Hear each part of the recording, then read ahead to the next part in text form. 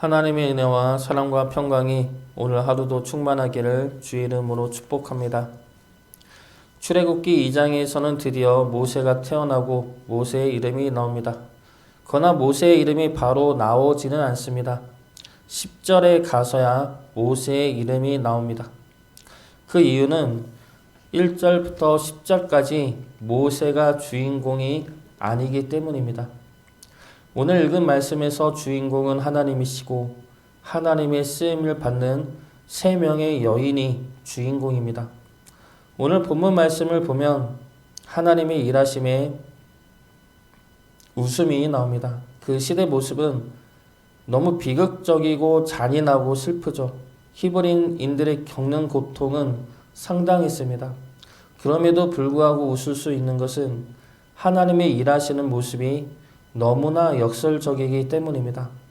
그 시대는 슬프고 고통의 시대이지만 그 속에서도 하나님은 너무나 놀랍게 그리고 역설적으로 일하시기에 웃음이 나오게 만듭니다. 오늘 본문 말씀 통해서 역설적으로 일하시는 하나님의 모습이 어떠한지 살펴보도록 하겠습니다. 먼저 첫 번째로 하나님은 약한 자를 들어 강한 자를 이기시는 하나님입니다. 하나님은 바로 왕을 이기기 위해 세 명의 여인을 택하십니다. 바로 왕으로 대표되는 것이 무엇입니까?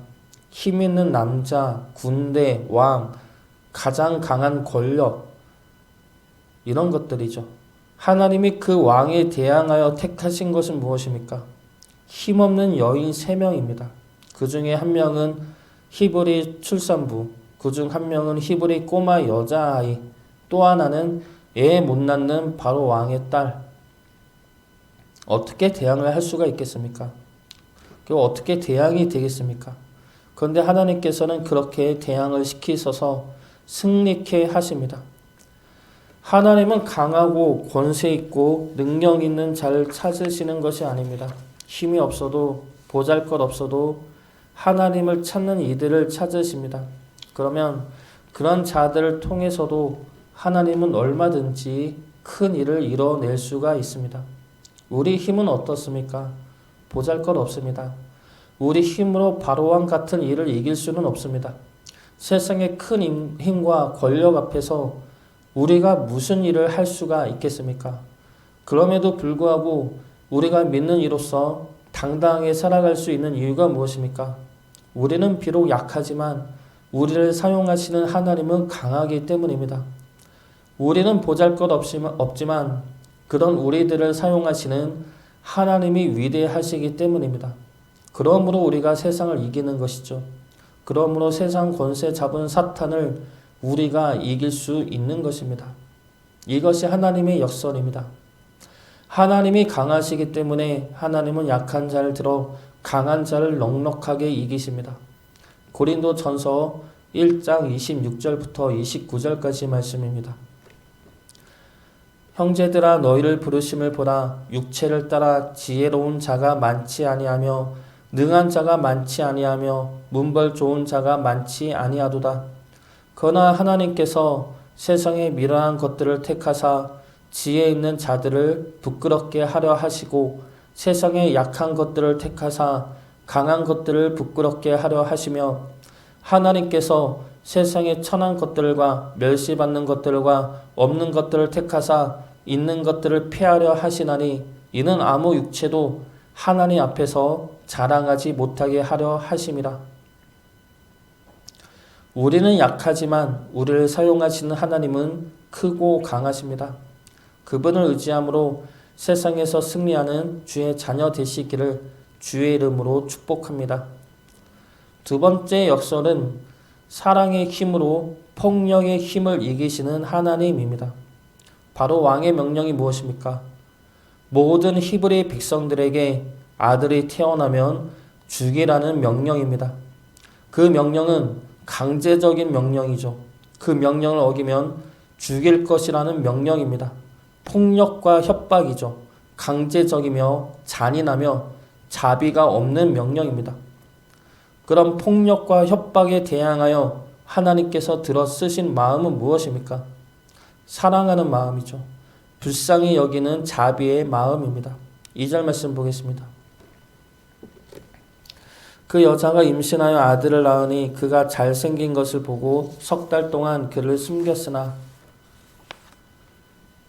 여기서 잘생겼다는 말씀은 얼굴이 실제로 미남처럼 잘생겼다는 뜻이 아니라 뭔가 남다르게 생겼다는 것을 의미합니다. 그 모습을 보고 어떻게 죽일 수가 있겠습니까? 잘생기지 못하였다 하여도 엄마가 아들을 어떻게 죽일 수가 있겠습니까? 너무나 잔인한 왕의 명령을 어길 수 있는 힘이 무엇입니까? 바로 엄마된 마음과 아들을 사랑하는 마음이죠. 이러한 마음은 바로 왕의 딸에게도 나타납니다. 6절 말씀 보겠습니다. 열고 그 아기를 보니 아기가 우는지라 그가 그를 불쌍히 여겨 이르되 이는 히브리 사람의 아기로다. 바로 왕의 딸은 아기를 보고 그 아기가 히브리 사람의 아기인 줄 알았습니다. 그리고 바로의 명령, 히브리 사람 아들을 죽이라는 명령도 알았습니다. 그럼에도 불구하고 그 아이를 자신의 아들로 삼습니다. 그 이유가 무엇입니까? 불쌍히 여겼기 때문이죠. 그 아기를 불쌍히 여김으로 아버지의 잘못된 명령을 어길 수 있었던 것입니다. 그리고 그 마음을 통해 하나님이 역사하십니다. 사랑하고 불쌍히 여기는 마음을 통해 폭력과 협박과 잔혹한 힘을 이기십니다. 예수님 또한 그 마음으로 모든 폭력을 이기셨습니다. 예수님이 오셨을 때 그 당시의 종교 지도자들은 어떠했습니까? 예수님을 협박했죠. 예수님을 모략했습니다. 예수님의 제자 유다를 통해 간계를 피웠습니다. 결국 이방인인 빌라도를 빌려서 폭력과 죽음으로까지 몰아갔습니다. 그에 대항한 예수님의 마음은 어떠한 마음이 있었습니까? 사랑과 용서이죠. 그들을 사랑하셨습니다. 그리고 그들을 용서하셨습니다. 심판이 아니라 구원이 목표였고 정죄가 아니라 치유가 목적이었습니다. 십자가에 달리면서까지 그들을 용서하는 기도를 주님은 드리셨습니다. 결국은 어떻게 되었습니까? 예수님이 죽으심으로 세상에 이긴 줄 알았지만 하나님께서 부활시키심으로 죽음까지도 예수님이 이기셨습니다. 사랑과 불쌍히 여기는 마음과 공감하고 위로해주는 마음들, 그러한 마음들이 세상 앞에서는 약해 보일 수가 있습니다. 강제적이고 협박하고 힘으로 굴복시키는 것이 더 쉬워 보일 수가 있습니다. 그러나 결국은 하나님이 들어쓰시는 마음은 그런 약해 보이는 사랑과 불쌍히 여기는 마음입니다. 참고 위해주고 공감해주는 마음이죠. 그러한 마음들을 통해 하나님이 역사하십니다. 그러한 마음들을 하나님께서는 사용하시고 그래서 강해 보이는 힘들을 그러한 마음으로 꺾어버리십니다. 우리 마음을 지키시기 바랍니다. 사랑으로 강한 힘들을 꺾어버리는 역사가 일어나기를 주의 이름으로 축복합니다. 마지막 세 번째 역설은 가장 위험한 곳에서 평안을 누리게 하시는 하나님입니다. 하나님은 모세를 왕궁에서 자라게 하십니다. 모세를 죽이려 하는 바로 왕의 손자로 자라게 하시고 모세를 죽이려는 그 힘과 권력으로 모세를 지키고 보호하게 하십니다. 그렇다고 엄마 요게벳도 모세로부터 떨어뜨리지 않게 하십니다. 모세의 엄마도 궁에서 유모로 모세와 같이 살게 하시고 지켜주십니다.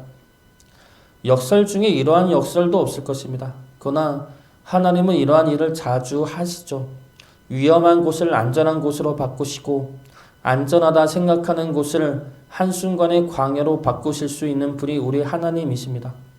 우리 눈에 보기에 소망 없는 곳이라도 그곳이 축복의 땅이 될 수 있으며 우리 눈에 보기에 좋아 보이고 평안해 보이는 곳이라도 한순간의 걱정과 근심이 임할 수가 있습니다.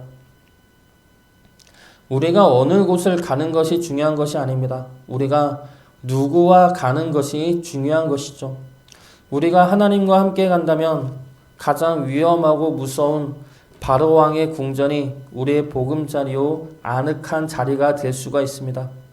우리가 하나님과 함께 간다면 광야 길일지라도 하나님의 만나가 매일 은혜로 주어지는 곳이 될 것입니다. 하나님은 어느 곳도 축복의 장소로 바꾸실 수 있는 분이십니다. 우리 교회도 얼마든지 하나님의 일하심과 임재하심과 역사하심이 임할 수 있는 곳입니다. 지역의 문제가 아니고 환경의 문제가 아니죠. 우리가 하나님과 함께 하고 있는지, 우리가 하나님을 의지하고 있는지의 문제입니다. 이곳이 하나님의 축복이 임하기를 원합니다. 우리 교회와 우리 가정과 우리 지역이 하나님 안에서 가장 평안과 축복이 넘치는 장소가 되기를 원합니다. 그러한 역사가 일어나기를 주의 이름으로 축복합니다.